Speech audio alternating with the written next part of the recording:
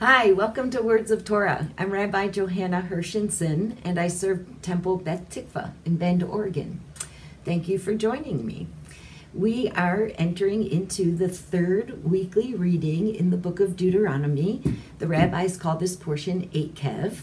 And in this portion, Moses is continuing speaking to all of the Israelites before they enter into the promised land.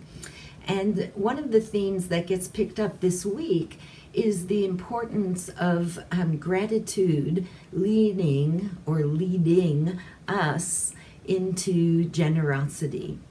In the Torah portion, we learn that not only wandering in the wilderness, the Israelites received miracles like Miriam's well that kept their thirst quenched, and the manna that kept their hunger at bay.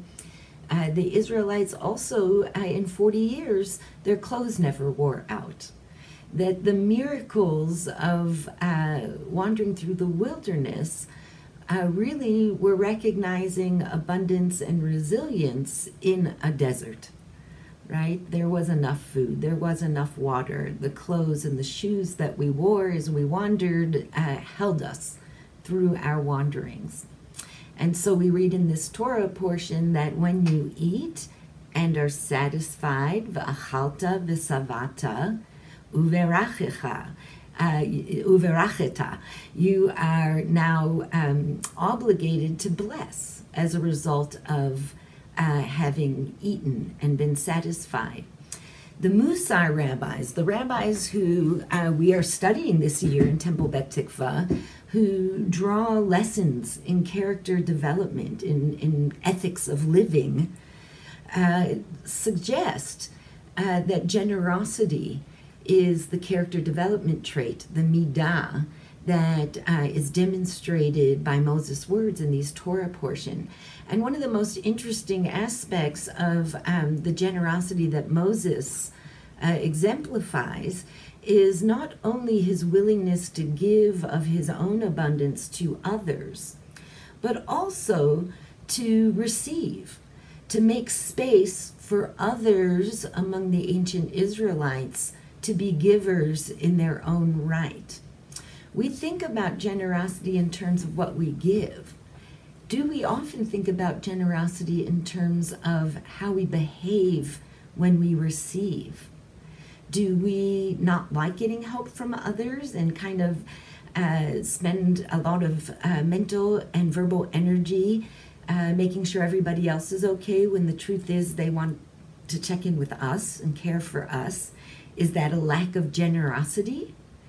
We do it because none of us likes being vulnerable. But there's another side to receiving other than being vulnerable. There is a generosity that is manifest in receiving that suggests, as a human being, what you have to give is just as important as what I have that I might want to give. And if I can receive, I can honor your giving.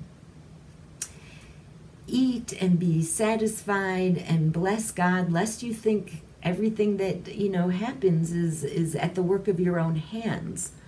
Well, when I bless God, to remember everything isn't from the work of my own hands. It's not that I believe that God magically presents me with what I need. It's that I trust in the universe. I trust in my community, in my family, and that I'm generous enough to be vulnerable and receive from others in some measure, in addition to being powerful and giving to others. I hope this lesson gives us some food for thought during the week, and I'll see you next week when we study Torah again together.